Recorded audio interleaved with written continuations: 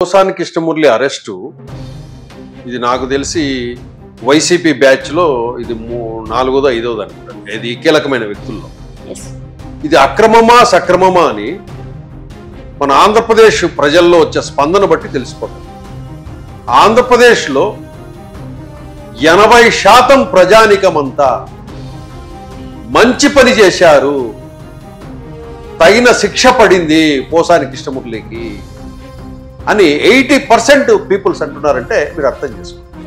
పోసాని కృష్ణమురళిని సమర్థించేది ఎవరంటే ఒక YCP party తప్పక మిగతా ఎవరు అతన్ని సమర్థించటం లేదు. అతను మాట్లాడిన భాష,